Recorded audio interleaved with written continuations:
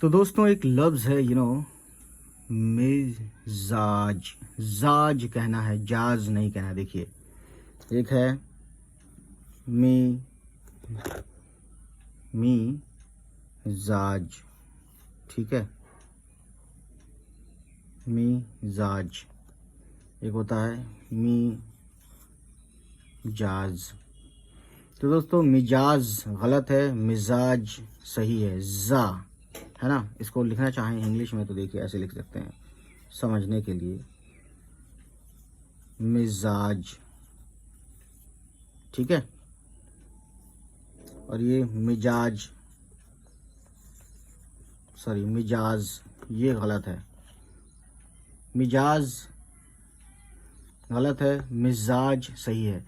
तो मैंने बता दूं कि फटाफट से दोस्तों देख सकते हैं आप बहुत ही ज़्यादा अच्छे से कि नेचर होता है इसका मतलब, या नेचर होता है, या टेम्परमेंट होता है, या डिस्पोजिशन होता है, या कॉन्स्टिट्यूशन भी होता है, या कॉम्प्लेक्शन होता है, या टेम्पर होता है, या मूड होता है, या हैबिट होता है, या ह्यूमर होता है, या प्राइड होता है, या इसका मायने बता रहा हूँ है ना, मिजाज का। ठीक है दोस्तों, ठीक है।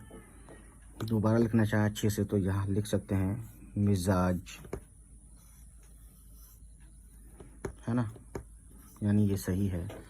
तो ये सब इसके मायने होते हैं। और भी बताना चाहूँ तो मिलाने की चीज़ को भी बोलते हैं, या मिलावट को भी बोलते हैं मिजाज।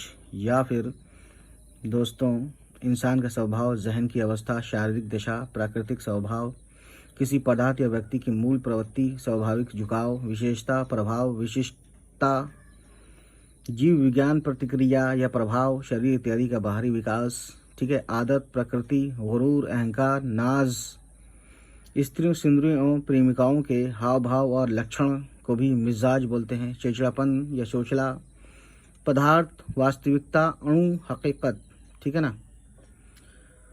और ठीक है ना, ये सब मायने हैं दोस्तों।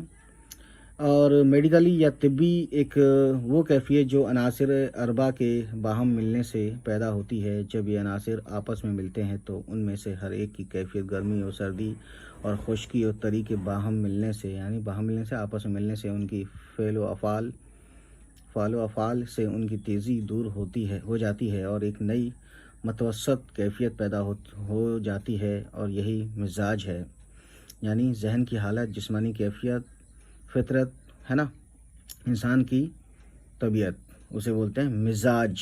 तो आज आप मिजाज नहीं भूलेंगे दोस्तों। चलिए मिलते हैं, खुदा हाफिज़।